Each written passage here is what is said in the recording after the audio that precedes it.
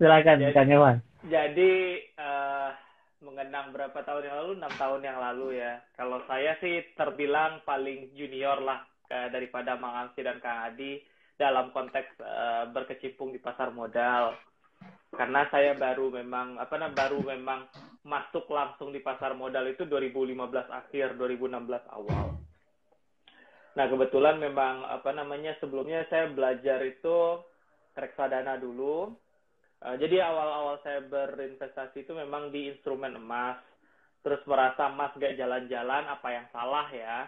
Terus masukin di reksadana. Terus kedapetan juga pas itu malah dalam 2-3 tahun cuman BP doang. Karena pada saat itu ngelewatin krisis 2013 sama 2015. Bukan krisis sih, tapi tekanan ekonomi 2013-2015. Jadi ya jatuh-jatuhnya pas saat itu impas. Nah dari situ saya mulai berpikir nih ini apa sih sebenarnya ilmu investasi yang mesti dipahami itu ya, karena uang udah ditaruh, hitungan nggak hitungan bulan loh, hitungan tahun kan ibaratnya. Saya mulai berinvestasi itu sejak kerja, jadi langsung dialokasikan 2011 sampai 2015 kok jumlahnya segitu-segitu aja gitu kan. Jadi ini apa yang salah sama metode saya? Jadi pikirannya gitu, udah lewat 4 tahun kok ngerasanya, karena saya mikirnya gitu ya, saya kebetulan memang dididik di lingkungan yang nggak terlalu konsumtif, terus emang berusaha mengelola keuangan sebaik mungkin, jadi merasa 4 tahun itu lewat kok nggak ada growth gitu. Nah, mulai dari situlah kepikiran untuk akhirnya belajar saham. Belajar saham, alhamdulillah dapat mentor yang bagus langsung.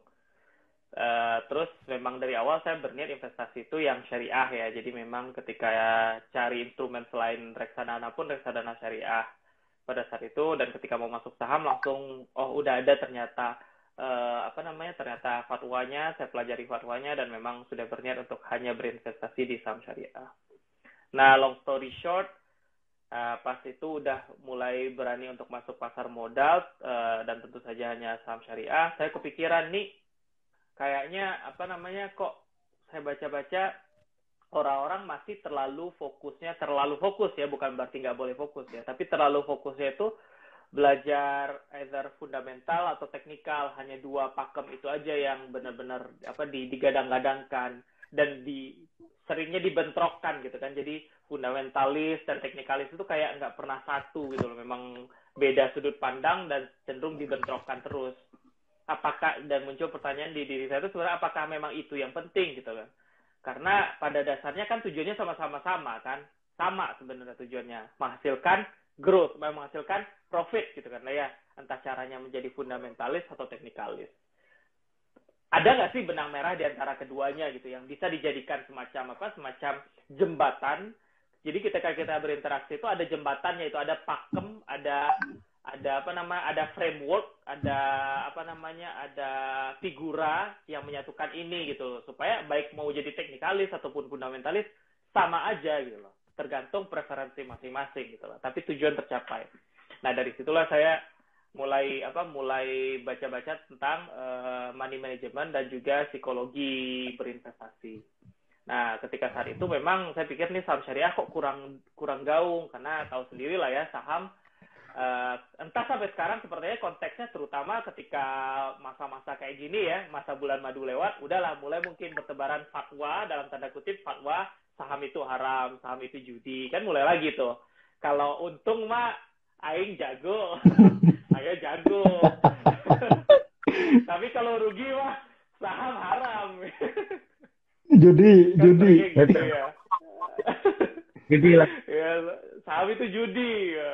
Itu merugikan, tapi kalau profit aing jago, itu karena saya itu, ya udah saya bilang kan kemarin untung, biasanya kan gitu. Jadi Hmm. ketika ngelihat kayak gitu, kok rasanya yang menggaungkan saham syariah ini kok belum kedengeran. Terus saya browsing-browsing, nah nemulah ini bapak satu ini, entah dari belahan dunia mana ya. Kok tiba-tiba ngomong Bulan saham jadi syariah pasang. gitu ya kan, kok tiba-tiba ngomong saham syariah, terus ngelihat profilnya kan, beliau ini guru loh. Terus di Cianjur sana, terus figurnya punten ya Mang Amsi ya, nggak seperti figur-figur yang lain, jadinya menarik. Jadi kayak ini apa nih? Terus saya pelajari, saya kontak beliau, terus ketemulah kita kan di event pertama ya Mang Amsi ya di Bandung pada saat itu. Betul. Di BI Bandung. Kita ngobrol, ternyata kita punya spirit atau hirah yang sama itu, bahwasanya kita agak gusar nih dengan kata-kata bahwasanya saham itu haram. Sedangkan fatwanya udah jelas, sangat jelas membuktikan bahwasanya saham itu boleh asal. Nah, asalnya kan ada tuh. Nah, tapi masalahnya orang-orang ini berarti ada yang salah, ada gap antara pemahaman masyarakat banyak dengan fatwa. Nah, gap ini yang kita pengen cari tahu apa. Nah, salah satunya sebenarnya jawabannya adalah perihal money management. Dan itu sebenarnya bukan permasalahan yang dialami oleh para praktisi saham saja, tapi praktisi bisnis dan praktisi investasi secara keseluruhan. Karena namanya money management itu bisa diaplikasikan dimanapun.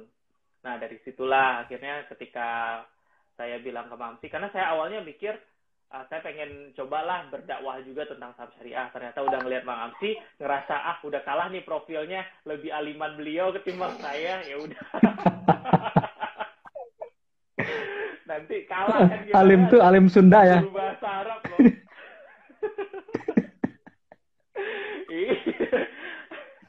Jadi ya udahlah gabung aja sama Bang Amsi.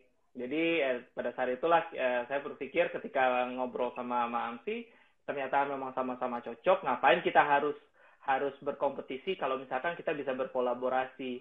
Dan saya pun pada dasarnya ketika Mamsi bilang udah ada Kang Adi, dan saya lihat Kang Adi ternyata basicnya teknikalis, ya udah sesuai ini gitu loh. Saya pengen melihat sesuatu itu lebih holistik ya. Nggak mengklaster-klasterkan saya paling jago, kamu paling jago, enggak. Ini itu masalah karena pada dasarnya apapun usaha kita ini agama Allah yang menentukan kan. Tapi kalau di market kan, market juga kita nggak bisa ngatur market, ya kan.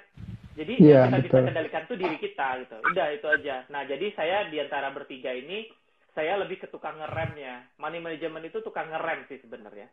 Supaya kita tidak terlalu fear, supaya tidak terlalu greed juga gitu loh.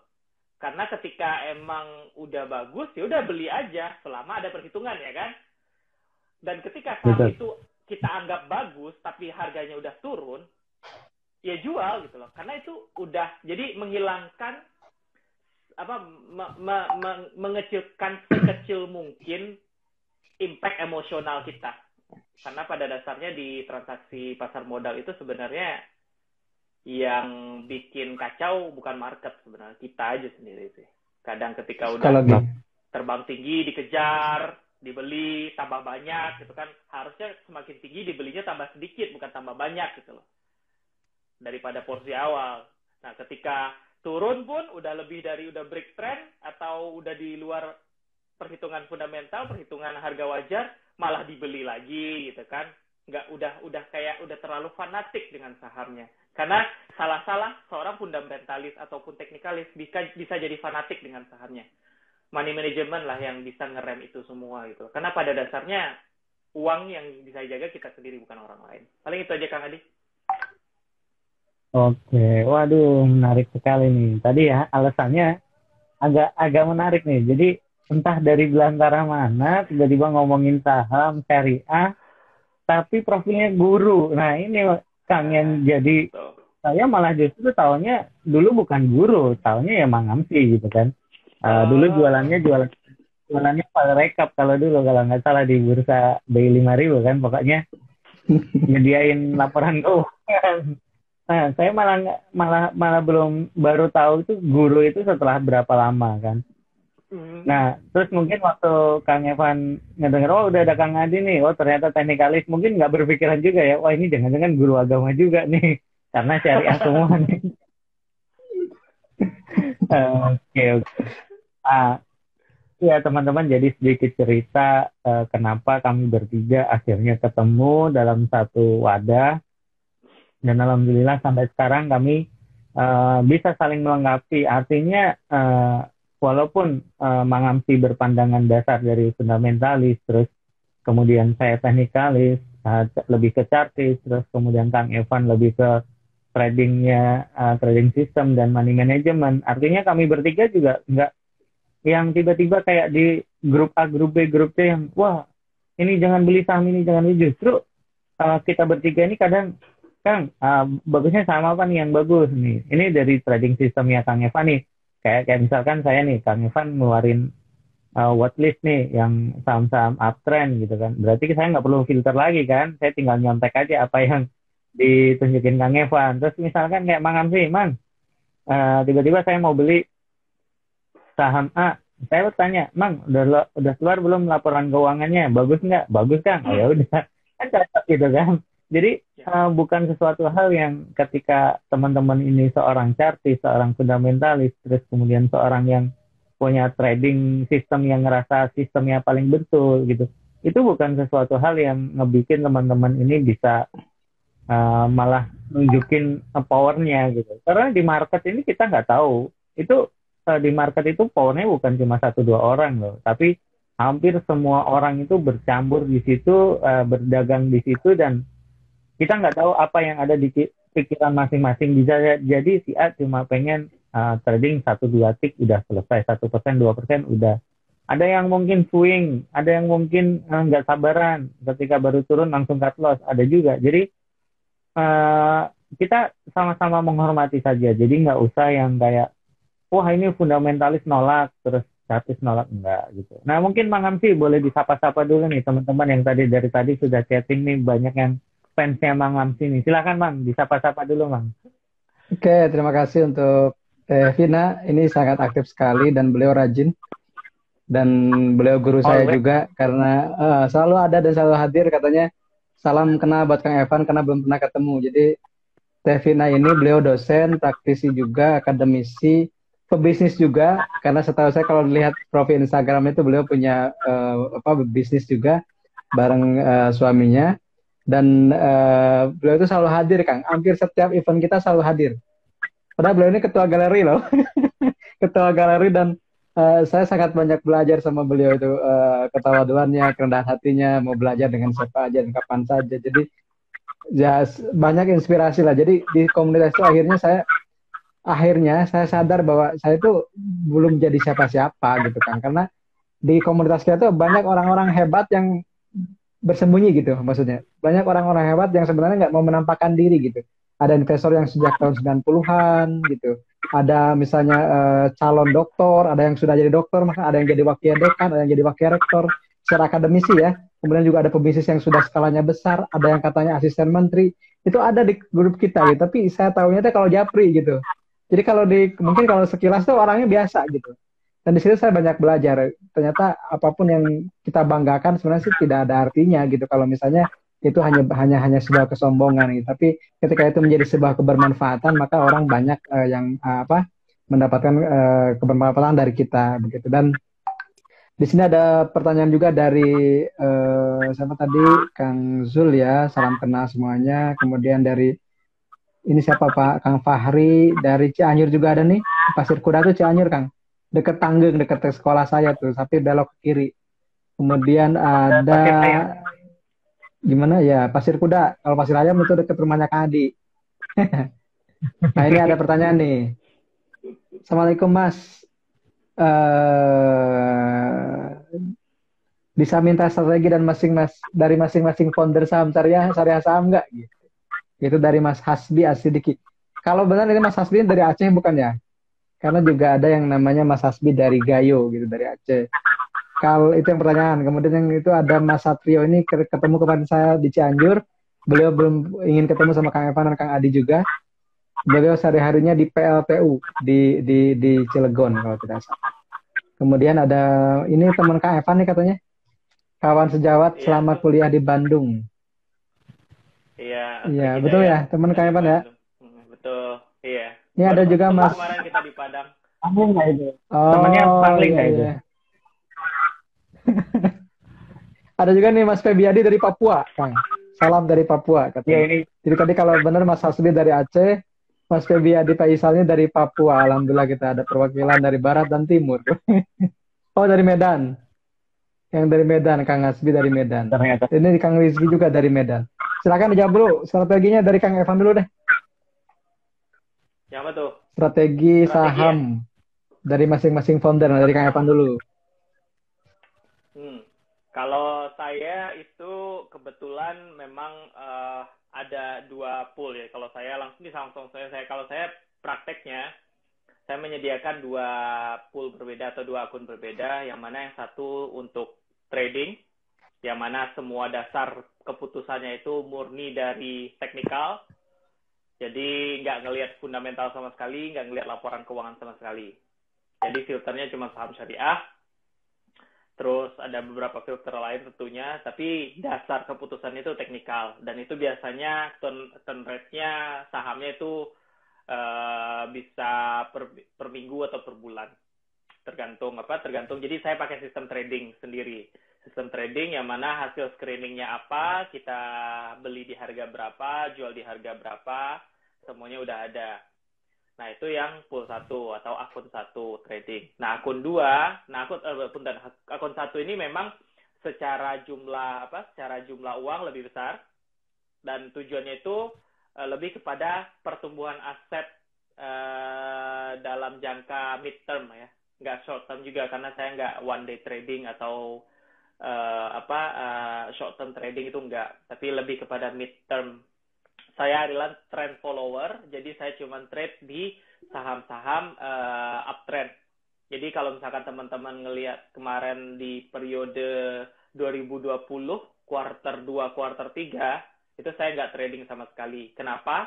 Ya karena nggak ada yang muncul di screening atau di watchlist saya nggak muncul, jadi saya nggak trading sama sekali. Dan saya nggak merasa gusar untuk itu. Nah, yang kedua itu akun 2 itu untuk investing. Kalau saya bilangnya bukan investasi ya, tapi investing. Jadi berbeda dengan akun pertama, akun kedua ini memang diperuntukkan untuk kalau kita bilangnya disisihkan uang, kalau misalkan ada rezeki, itu disisihkan ke sana untuk dibeli saham-saham dengan fundamental yang baik. Dan biasanya brand-brand besar sih, sebenarnya gampang ya, brand-brand besar yang masih bagus. Nah, investing ini tujuannya jumlahnya secara nominal lebih sedikit daripada yang trading. Saya kasih gambaran aja, kalau misalkan dananya itu ada 100, 65 taruh di trading, 35 taruh di investing. Jadi investing ini saya pakai untuk sekolah anak, kemudian biaya sekolah anak, kemudian biaya biaya seperti mungkin kalau misalkan biaya haji, lalu biaya yang relatif jangka panjang. Jadi terutama sih sekolah anak sih saya taruh di investing. Jadi itu memang diambilnya seperlunya aja, pas ada butuhnya, misalkan anak mau masuk sekolah, mau masuk SD, diambilnya dari situ. Dan itu disisihkan. Jadi ibaratnya nih kalau di trading itu saya dagang. Ibaratnya kalau misalkan kita ambil rumah deh ya, yang di trading ini alokasinya untuk jual beli rumah atau jual beli kendaraan bekas. Sedangkan yang di investing itu kendaraannya nggak saya jual, tapi saya rentalkan. Gitu. Jadi dua-duanya harapannya bertumbuh, dan karena tujuan baik akun A, akun 1 maupun akun 2 itu tujuan saya sebenarnya di investasi saham ini adalah menumbuhkan aset.